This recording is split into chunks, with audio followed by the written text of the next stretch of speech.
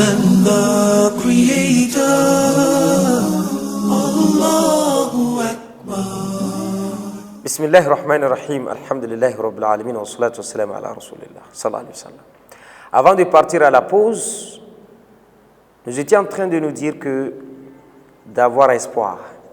Tout ce que nous faisons, il ne faut pas se dire que parce que nous ne voyons pas les récompenses tomber, alors là, non, continue le travail. Allah va nous récompenser. Même dans ce bas monde, le travail, certaines œuvres sont récompensées ici même avant. Certaines œuvres, ça se voit, sont récompensées même avant d'arriver le jour de la résurrection. Masha'Allah, surat al-Rahman, Allah tabaraka wa ta'ala qui nous dit Hal jaza'ul ihsan illa al-ihsan. Masha'Allah. Hal jaza'ul ihsan illa al-ihsan. N'est-ce pas celui qui fait un bien sera récompensé en bien? Même ça commence dans ce bas monde jusqu'à arriver Yom al-Qiyamah. Ya Allahu Karim. Naam. Donc, il faut œuvrer. On aura la récompense. La récompense le jour de la résurrection, c'est le paradis. Qu'Allah nous accorde ce paradis. Naam. Et donc, tout ce que nous faisons, Allah nous voit. Allah nous observe. Et on sera rétribué. Vous allez voir quelque part quelqu'un qui vient faire ses achats et il s'en fout, il ne se rend même pas compte qu'il fait ses achats. À la fin de l'année, on le prime. Le meilleur client. Le meilleur client. Vous vous abonnez quelque part, il y a des télécommunications. Sur un réseau, vous vous abonnez. À la fin de l'année, on vous donne des bonus. Pourquoi? Parce que vous avez vraiment fait des opérations. Vous voyez? Donc ce n'est pas Allah Tabaraka wa Ta'ala qui ne voit pas ça. Allah Tabaraka wa Ta'ala rétribue, il donne. Si des sociétés ont eu cette capacité de le faire, c'est Allah qui les a donnés. Ils ont cette possibilité-là de récompenser les meilleurs, des meilleurs. Et donc Allah subhanahu wa ta'ala récompense beaucoup. Aussi bien dans ce monde que dans le delà. Alhamdulillah. Et donc il faut qu'on s'efforce, il faut avoir l'espoir. Il y a le paradis. Le paradis, là, lorsque vous œuvrez, Allah va vous accorder ce paradis. Alhamdulillah. Donc tout ce que nous faisons, c'est la récompensé. J'ai pris, j'ai fini la prière, je sors, je ne vois personne me tendre quelque chose. Mais ce que je serai récompensé le jour de la résurrection. Même ici, lorsque j'ai pris, j'ai fait mes invocations sont acceptées par Allah. Et il y en a beaucoup de choses. Donc il faut avoir cet espoir. Tout ce que nous faisons, c'est l'on récompensé. Allah nous dit, lorsqu'on fait du bien, on sera récompensé du bien, par le bien. De la même manière, ce que nous faisons, quelle que soit la petitesse de l'œuvre que nous avons fait, alors Allah subhanahu wa ta'ala nous récompensera. Si on fait bien, on le verra. Si on fait mal aussi, on le verra.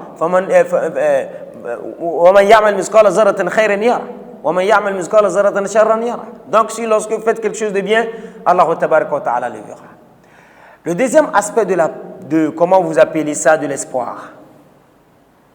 Nous sommes des hommes. Et nous sommes en train de nous rappeler.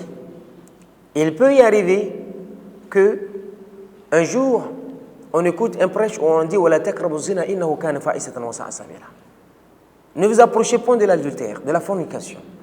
Et malheureusement, on était dans ça. Ce n'est que la fornication, la fornication, l'adultère. Mais on s'est rendu compte que Allah n'aime pas ça. Alors que j'en ai déjà fait. On nous dit de ne pas prendre de l'alcool. Mais c'est la boisson qui est, n'est-ce pas, de l'eau à boire. Allah nous en préserve. On a dit de ne pas voler. Et c'est avec ça que je fais ma richesse. On a dit de ne pas tuer, mais j'en ai beaucoup tué. On m'a dit de ne pas violenter, parce que l'islam c'est une religion de paix. J'en ai beaucoup violenté. Subhanallah. J'en ai beaucoup terrorisé. Alors là, je me dis, moi, je ne suis pas sûr. Je ne peux plus s'en sortir. Je ne peux plus m'en sortir. Je ne peux plus m'en sortir parce que j'ai fait beaucoup de péchés. Pour moi, le paradis, c'est clos, quoi. C'est l'enfer ou rien. Allah dit non. Il faut avoir espoir. Allah est le pardonneur. Allah,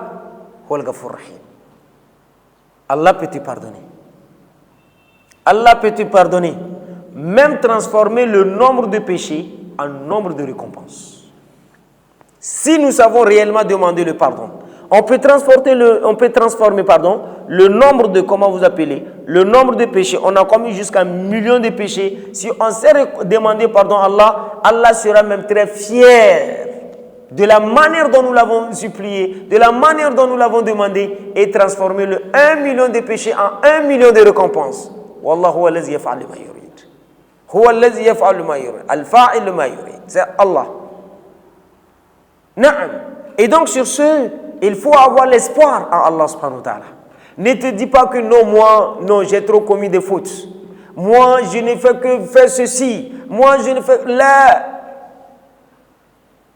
Allah est pardonneur. Allah est miséricordieux.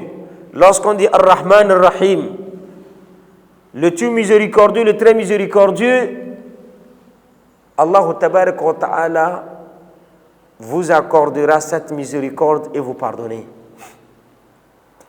Allah peut vous pardonner. Nous avons 1001 exemples. Allah, n'est-ce pas, de par les récits, qui a pardonné une personne qui a tué même 100 personnes. Il lui a pardonné. Parce qu'elle ne savait pas. Elle faisait que tuer des gens. Elle faisait que tuer des gens. Il rencontre un savant en religion, il pose la question. Cher ulama ou cher muallim, j'en ai tué jusqu'à 99 personnes. Mais je veux me repentir. Est-ce qu'Allah peut accepter mon pardon? Il a dit non. Et si lui aussi il a dit non, c'est parce qu'il avait ses preuves. Parce qu'Allah subhanahu wa ta'ala qui dit celui qui tue une seule vie, c'est comme il a tué toutes les vies sur terre. C'est-à-dire si vous tuez une seule personne, c'est comme vous avez tué toutes les personnes sur la terre. C'est trop grand. C'est trop grand. Alors lui il a vu cet aspect-là et dit non, non, je ne suis pas sûr. Toi, tu ne peux pas s'en sortir. C'est trop. Et il a tué aussi. Ça fait 100. Il rencontre encore une autre personne, il dit ah vraiment j'en ai tué. Mais je veux demander pardon. Mais est-ce que si je demande pardon, là, après 100 personnes, Dieu peut accepter mon pardon? On lui dit, ah, mais ça, ce n'est rien devant Dieu. Tu ne savais pas, tu faisais le mal. Maintenant, tu reconnais que tu fais le mal, tu veux revenir sur le chemin droit. Masha'Allah, marhaba, tu es bien arrivé. Et c'est là qu'on lui a donné des conseils de quitter la localité dans laquelle il est, en faisant cette désobéissance, et de l'aller dans un endroit où Allah subhanahu wa ta'ala veut, pour adorer mieux. Alhamdulillah Rabbil Alamin, il a quitté l'endroit. En allant, c'est là qu'on a pris son âme, sa vie. Il est mort. Les anges qui l'observaient faire du mal et qui vont le transporter pour son châtiment sont arrivés. Les autres aussi sur le paradis aussi sont arrivés. Maintenant, qu'est-ce qu'il faut faire? Est-ce qu'il faut le prendre pour de l'affaire parce qu'il faisait le mauvais? Ou soit on va le prendre pour le paradis parce qu'il va, n'est-ce pas? Il a demandé le pardon, il s'en va dans un endroit pour mieux adorer. Pour trancher, Allah subhanahu wa ta'ala qui dit, alors ce que je vais faire, comptez les pas. Comptez les pas. Si il est plus proche de l'endroit où il désobéit, il a tué les personnes, donc il est parti, fait partie des hommes de l'enfer. S'il est plus proche de là où il s'en va pour changer le comportement, adorer Allah, donc il fait partie des gens du paradis. On fait des décomptes, selon certaines versions, c'était encore plus proche de là où il faisait les fautes. Et Allah a recommandé à la terre de se repousser et d'être encore plus proche de là où il va pour adorer Allah. Voyez la miséricorde d'Allah. On peut mettre de l'espoir. Ne sois pas désespéré parce que tu as commis beaucoup de fautes. Non, mets l'intention de changer et Allah va te pardonner toutes ces fautes. Il faut mettre dans l'intention, je vais changer, je vais laisser tout. Tu peux faire tout péché. Tout péché, je dis bien tout péché. Mais il faut demander pardon. Reviens vers Allah. Allah va te pardonner, Inch'Allah.